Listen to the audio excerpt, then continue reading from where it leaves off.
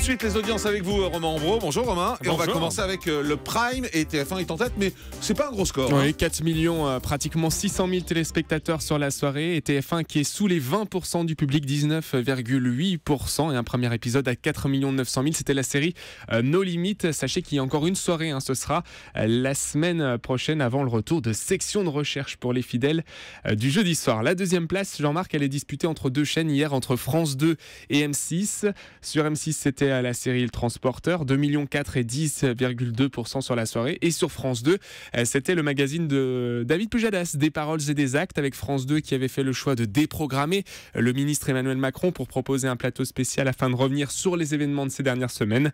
2,4 millions et 11,3%. France 3 est pas loin. Oui, effectivement. Là, sur ce coup-là, 2,2 millions et 8,8% du public pour le film Disco avec Franck Dubosc.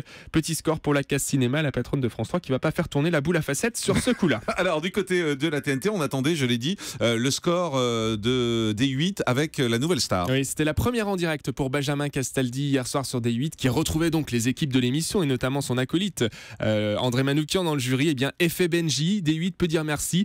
1 524 000 téléspectateurs et 7,2%. Alors, c'est vrai que les téléspectateurs attendent surtout ces épreuves en direct après toutes ces auditions. Donc, peut-être est-ce lié avec le présentateur, mais pas que.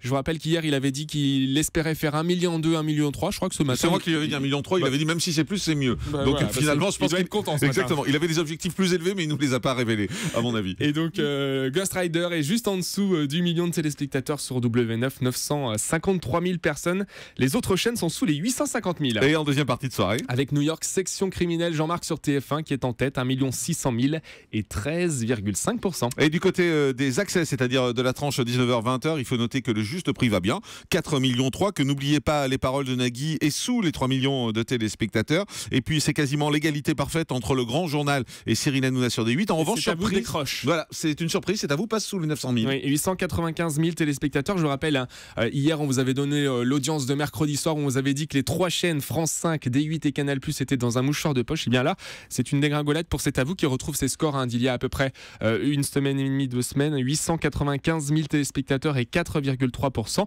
Jean-Marc, est-ce que vous voulez une bonne nouvelle avant de partir en week-end? Sachez que mardi matin sur Europe 1, je vous l'ai pas dit, mais je vous le dis en direct à l'antenne, vous aurez Antoine Decaune. Ah, wow. Oui, ça c'est une bonne nouvelle. Il y a longtemps qu'on voulait l'avoir. Ça, voilà. Ça fait un an et demi que je suis dessus, enfin pas sur Antoine Decaune, mais sur le dossier. Et bien sachez qu'il sera avec nous mardi matin. Écoutez, on est ravis. En tout cas, merci beaucoup. Le grand direct des médias, Jean-Marc Morandini.